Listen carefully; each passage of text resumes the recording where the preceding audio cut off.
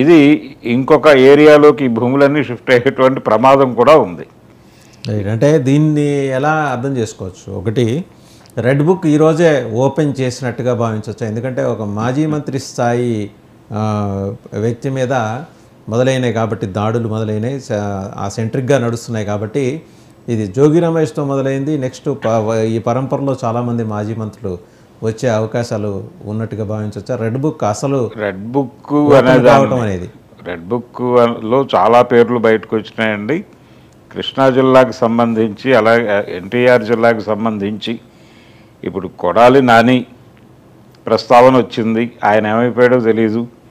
తర్వాత గన్నవరం మాజీ MLA Vamsi arrest మీద రకరకాల కథనాలు జరిగినాయి.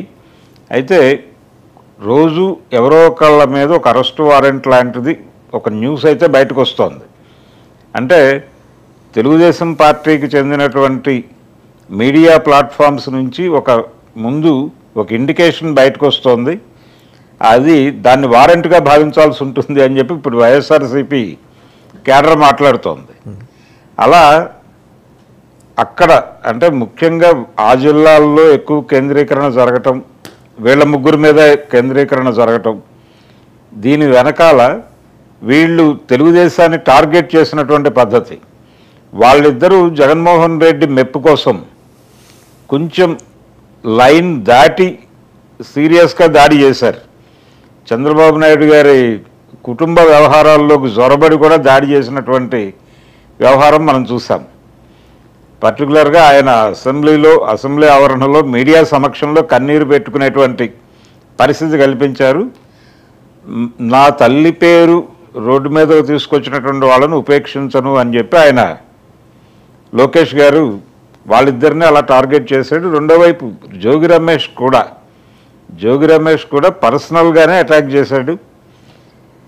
గత ప్రభుత్వ హయాంలో జరిగినటువంటి వ్యవహారాల మీద మాత్రమే కాదు, వీళ్ళ అధికారంలోకి వచ్చిన తర్వాత ప్రజావేదిక కూల్చివేత కావచ్చు, అలాగే ఇతర ఇప్పుడు ఆ లింగంలేని ఎస్టేట్స్కి సంబంధించిన ఇతర కరకట్ట మీద ఉన్నటువంటి ఇతర ఆక్రమణలకు సంబంధించి అన్నిటి గురించి మాట్లాడి ఫైనల్గా ఇక్కడ ఒక చోటే నిలబడ్డారు. వాళ్ళు మిగిలినవన్నీ వదిలిపెట్టేశారు. మిగిలిన వాటి వేటి జోలికి వెళ్ళలేదు. కేవలం ఈ లింగంలేని ఎస్టేట్స్ ఆ ఏరియాలో ఉన్నటువంటి ప్రజావేదిక మీద మాత్రమే దాడి కేంద్రీకృతమైంది. ఆ సందర్భంగా అక్కడ యాక్టివ్ రోల్ ప్లే చేసి చంద్రబాబు మీద తీవ్ర స్థాయిలో విరుచుకుపడటం. మొదటి కరోనాకి ముందు వరకు ఎక్కువ ప్రెస్ కాన్ఫరెన్స్లు పెట్టి చంద్రబాబును టార్గెట్ చేసింది కూడా ఈయనే, జోగి రమేష్. సో ఇవన్నీ వాళ్ళ లిస్టులో ఉన్నాయి. కక్ష సాధింపు అనే కార్యక్రమం ఇప్పుడు ఏసీబీ నుంచి మొదలైంది. ఏసీబీని ముందు పెట్టడం ద్వారా మొదలైంది.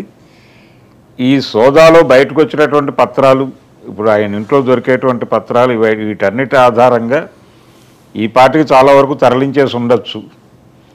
దొరికిన మేరకు ఆల్రెడీ వీళ్ళ దగ్గర కొంత అవగాహన ఉంది. ఏ ల్యాండ్స్ ఎక్కడెక్కడ వీళ్ళు పక్కకి దారి మళ్లించారు అనేది రిజిస్ట్రార్ దగ్గర నుంచి ఇప్పుడు ఈ కేసుల్లో ఇరుక్కునేటువంటి అవకాశం ఉంది.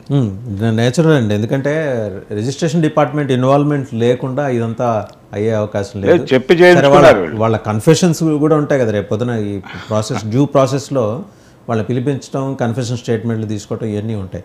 అండ్ దీంతో పాటు ఇంకోటి ఏంటంటే తెలుగుదేశం కూటమి ప్రభుత్వం అధికారంలోకి వచ్చినప్పటి నుంచి ఇవాళ రేపట్లో Peddireddy Ramachandra Reddy arrest, Kodali Nani arrest, Vallabhaneni Vamsi arrest, అంటే ఫోకస్ వాళ్ళ మీద పెట్టి బీసీ నాయకుడైన జోగి రమేష్ని అరెస్ట్ చేశారు. ఇప్పుడు కొత్తగా బీసీ నినాదాన్ని వైసీపీ తెర మీదకి తీసుకొచ్చింది.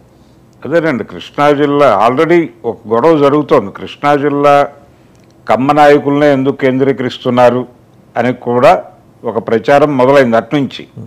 అంటే వాళ్ళిద్దరి మీద, కొడాలి నాని వంశీ వాళ్ళిద్దరి మీద ఎందుకు కేంద్రీకరిస్తున్నారు అనే గొడవ నుంచి కొంత డీవియేషన్ కోసం ఇప్పుడు జోగి రమేష్ దగ్గరికి వచ్చినట్టు కనిపిస్తోంది. వాళ్ళ పొలిటికల్ దీనిలో వాళ్ళు ఆల్రెడీ రాజీ మార్గాలు చేసుకుంటున్నారు అనే ప్రచారం కూడా జరుగుతోంది.